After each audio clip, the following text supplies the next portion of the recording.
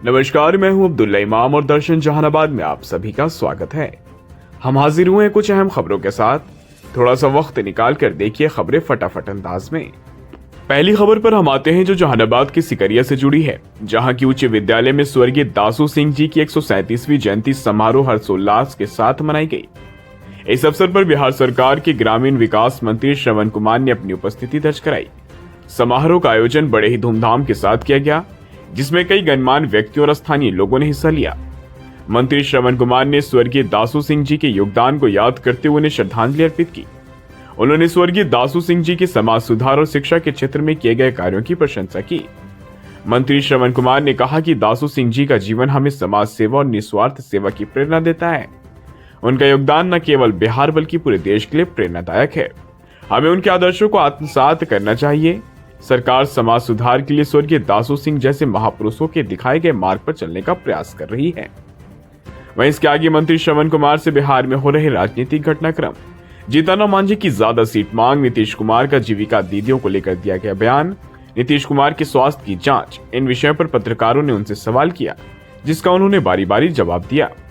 पहले तो उन्होंने कहा कि जो लोग भी नीतीश कुमार जी के स्वास्थ्य की जांच रिपोर्ट सार्वजनिक करने की मांग कर रहे हैं, पहले वे लोग अपने स्वास्थ्य की जांच करें, क्योंकि जब एक वक्त में बिहारी कहलाना अपमान हो गया था, तब हमारे मुख्यमंत्री नीतीश कुमार जी ने इसी बिहार राज्य को उन बुलंदियों पर पहुंचा दिया कि अब लोग स्वाभिमान के साथ कहते हैं कि वे बिहारी हैं। इसके आगे उन्होंने हम सेक्युलर के नेता, पूर्व मुख्यमंत्री व केंद्रीय मंत्री जीतनराम मांझी के बयान का भी बचाव किया। उन्होंने कहा कि जीतनराम मांझी जी हमारे वरिष्ठ नेता हैं। अगर वे बिहार में ताकत दिखाते हैं तो एनडीए की शक्ति और बढ़ेगी और हम सभी एक साथ मिलकर बिहार को और आगे ले जाएंगे। इसके आगे उन्होंने नीतीश कुमार की जीविका दीदियों के ऊपर दिए गए बयान के भी सही मायने समझाए और कहा कि नीतीश कुमार जी कम काम से प्रभावित होकर उन्होंने जीविका दीदियों की प्रशंसा की है।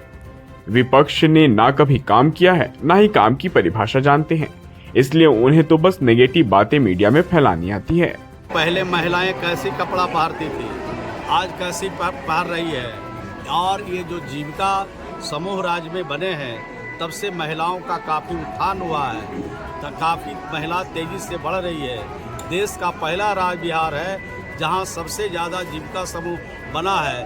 10,63,000 से भी ज़्यादा जीविका समूह बना है। 1,31,00,000 से भी ज़्यादा परिवार को उसमें शामिल किया है। कहने का तात्पर्य ये है, और विपक्ष को तो कुछ बुझाता नहीं है। विपक्ष इधर उधर की बात करके जनता के बीच में भ्रम पैदा करना चाहता है। जो छाप छोड़ी है, जो काम हुआ है, उसकी चर्चा होनी चाहिए, तो निगेटिव चर्चा में विपक्ष लगा रहता है। अब हम दूसरी खबर पर आते हैं, जो कि थोड़ी तकलीफ देने वाली है, क्योंकि कल्पा गांव में नाले में गिरकर एक 3 वर्षीय बच्चे की मौत हो गई है। हालांकि परिजन सदर अस्पताल लेकर पहुंचे तो थे, लेकिन डॉक्टरों ने देखने के बाद मृत घोषित कर दिया। घटना के संबंध में बताया जाता है कि शिवम कुमार शाम से अपने घर से लापता थे। परिजन, ग्रामीण और स्थानीय थाने की पुलिस खोजबीन कर रही थी। तब जाकर शाम में बच्चे के घर के पास एक नाले में बच्चा गिरा हुआ मिला। परिजन अस्पताल लेकर आए, तब तक बच्चे की जान जा चुकी थी। वहीं घटना के बाद से परिजनों में कोहराम मचा और सभी का रो रो कर बुरा हाल है। अब हम तीसरी और आखिरी खबर पर आते हैं, जो कि जहानाबाद के गप्पोचक गांव के समीप से निकल कर आई। गप्पोचक गांव के समीप कुछ लोगों ने एक युवक के ऊपर में हमला कर दिया, जिसके बाद युवक को इलाज के लिए सदर अस्पताल लाया गया, लेकिन डॉक्टरों ने पटना पीएमसीएच रेफर कर दिया है।